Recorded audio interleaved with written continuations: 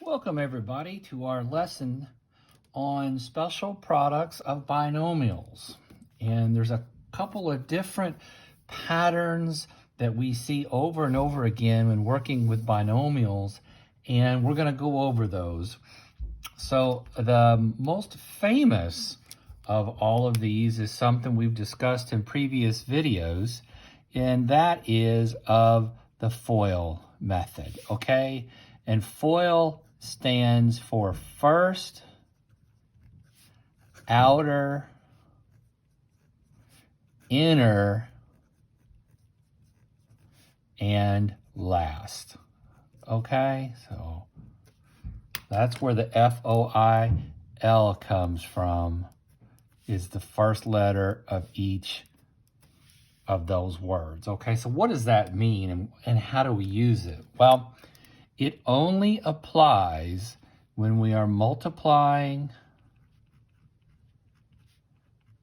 binomials, okay? So only when we're multiplying them is foiling relevant. So if I were to have two binomials multiplied by one another, how would FOIL take place? Well, I look at my reminder here. This is called a mnemonic. It's a way of having a memory aid. And I look and I see the word first. So I'm going to look at the first two terms in each binomial, okay? So this is my F. And I'm going to multiply those two terms together, okay? Then I'm going to look at outer. So if I'm looking at the outer two most elements of these binomials, I'm talking about x and minus 3.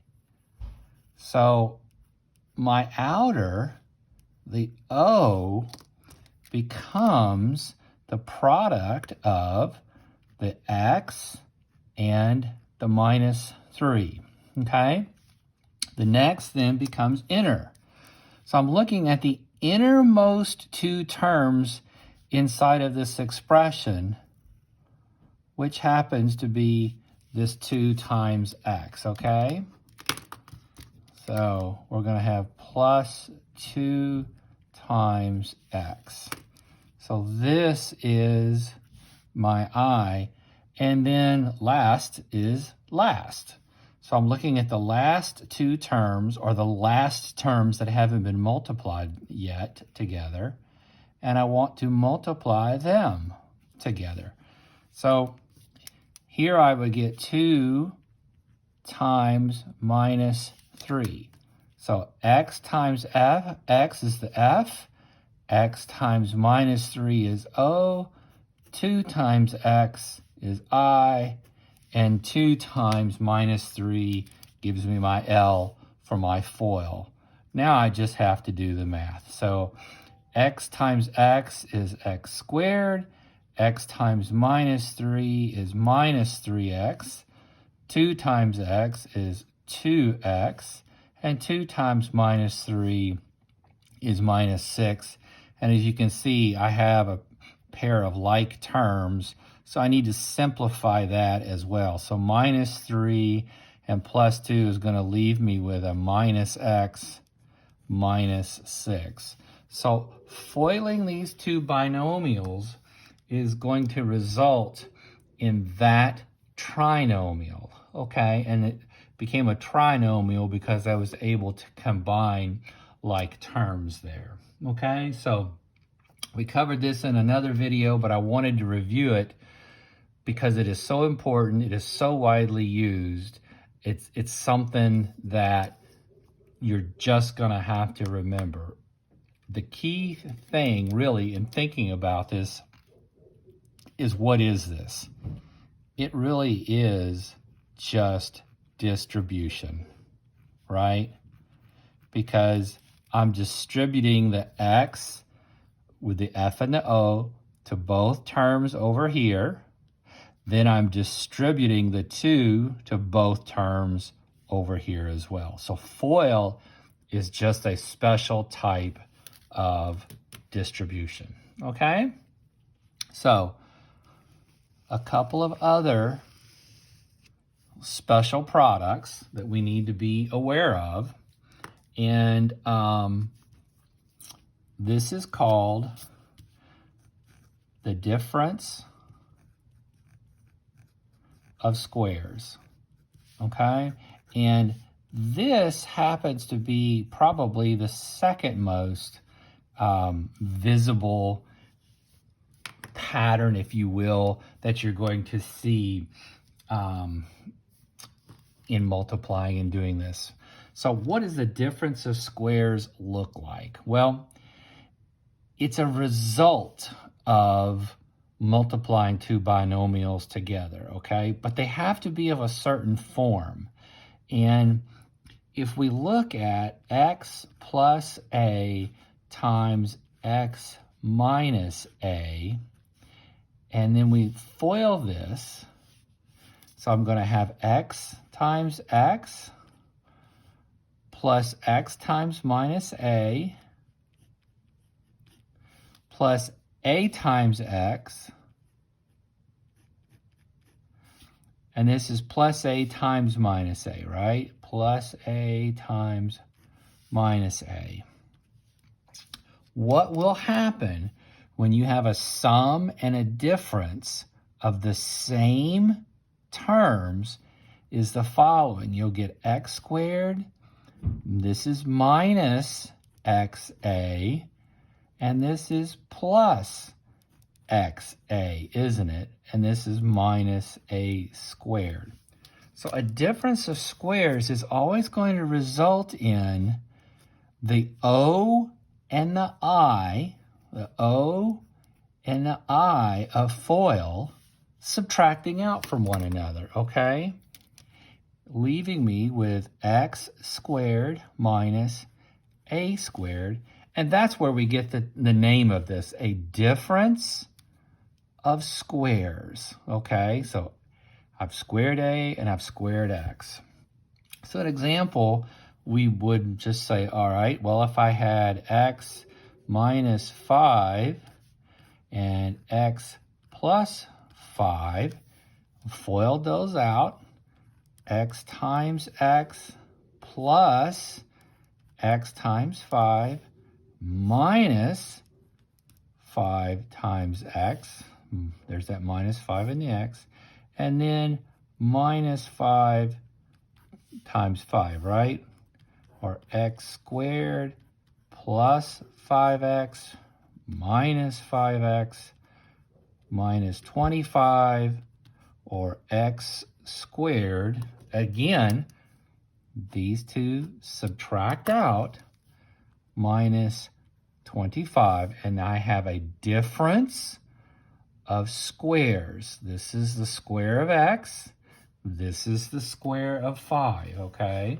So you want to be able to recognize that when you are working problems, because it is so commonly observed, okay? Now, when you are doing these problems, it's going to be helpful if you know your squares. So a lot of times, I'll just take a sheet of paper and set it beside me if I'm going to do a lot of work and I'm worried I might forget something, and just write out a list of squares, all right? So 1 squared is 1, 2 squared is 4, 3 squared is 9, 4 squared is 16, 25, 36, 49, 64. That's 8 squared, so I get 81, 100. I got 121, 144, 169. That's 13 squared. I mean, we can just keep on going. 196, 14 squared. 225 is 15 squared. 256, and I have to admit I'm copying these down for you because I don't have these in my head. But my point being, if I have all of these written out and I'm working problems, I can just quickly glance at this list and recognize things as I need them, okay?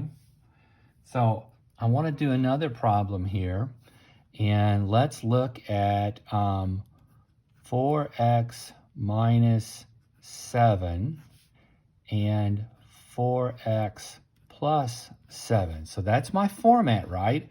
A difference and a sum of the same two terms. So let's see what that gives us. So I have 4x times 4x. Then I have plus 4x times 7. Then I have minus 7 times 4x. And minus 7 times 7, all right? So I multiply out, I get 16x squared plus 28x minus 28x minus 49. Just like before, the O and the I subtract out, and I end up with 16x squared minus 49.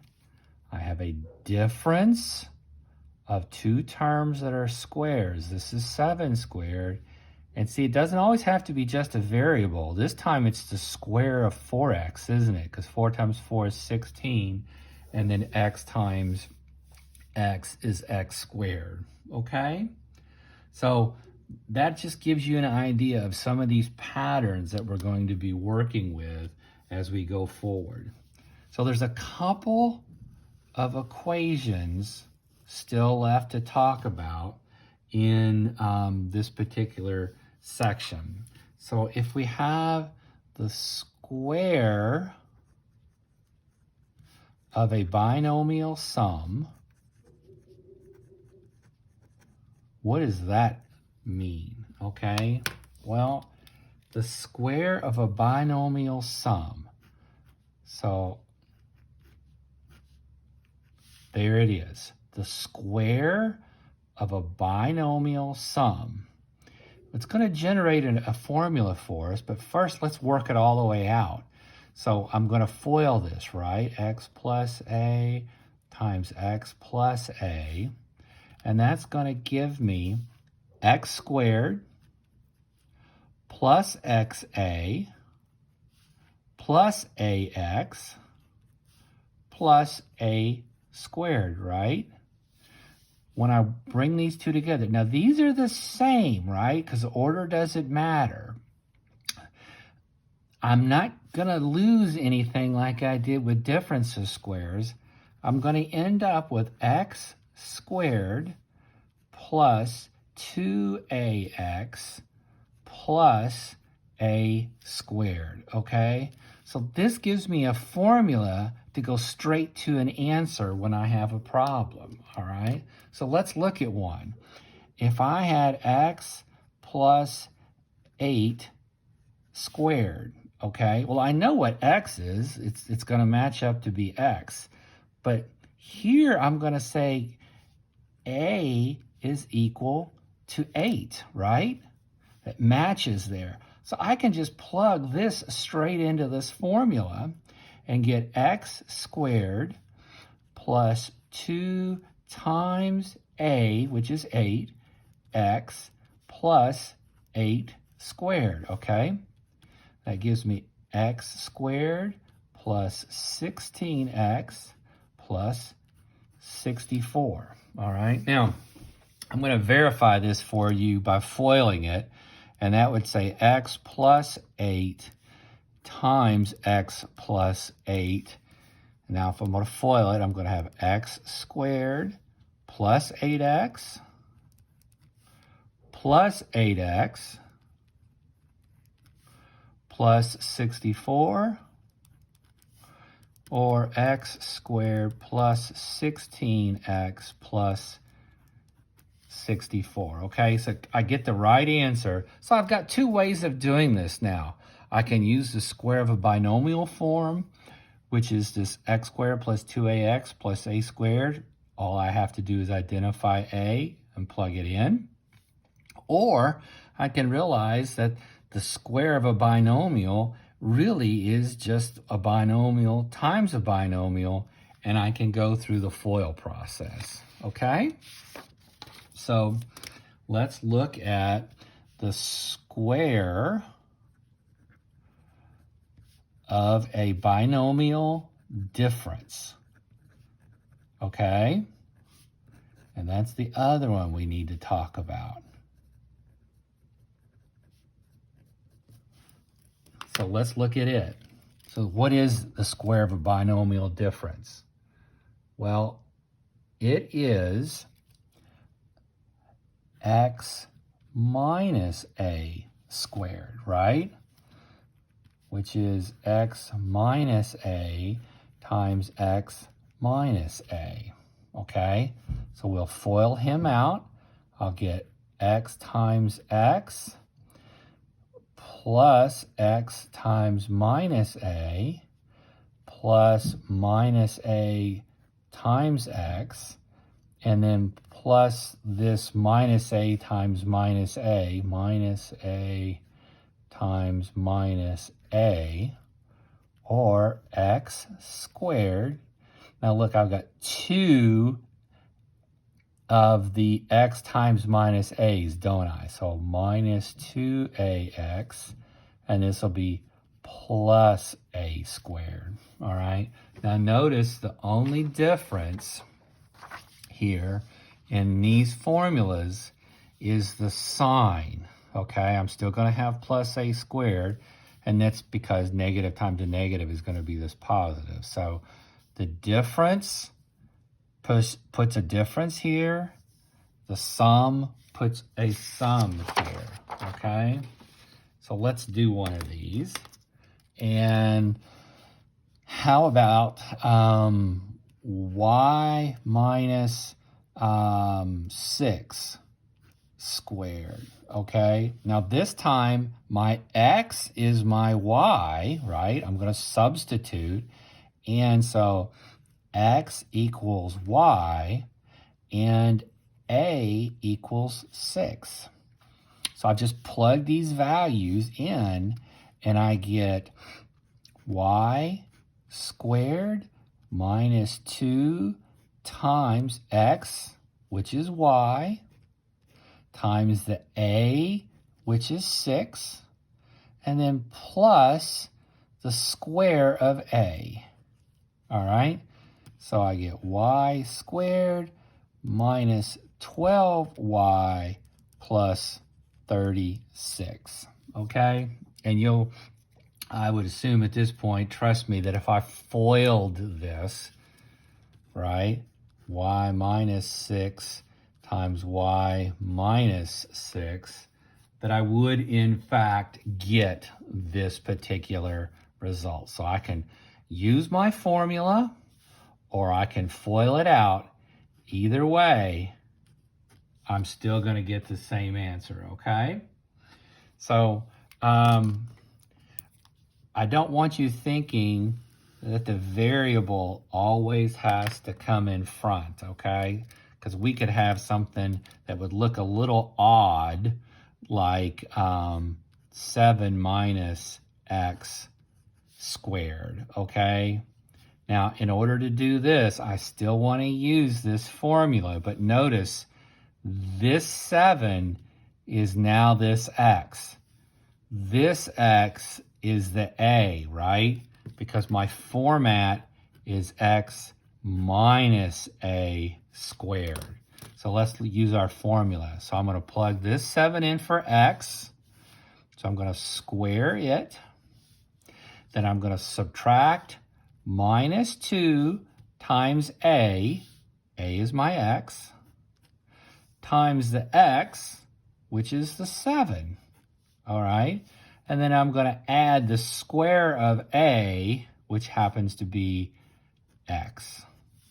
So my answer would be 49 minus 14x plus x squared, okay? So just wanted to show you that because that looks a little odd from what we're accustomed to doing. So in this section today, we covered FOIL and recognize it's just a special form of distribution.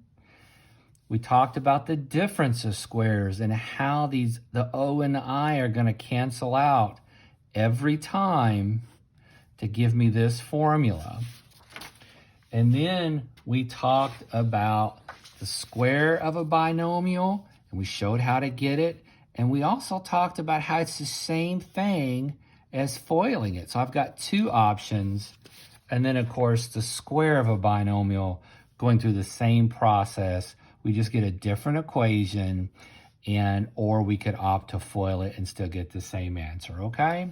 So that concludes this lesson on special products of binomials, and I'll see you next time.